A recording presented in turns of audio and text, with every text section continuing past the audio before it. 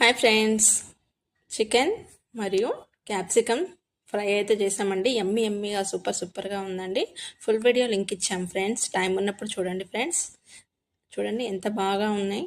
Taste అయితే చాలా బాగుందండి.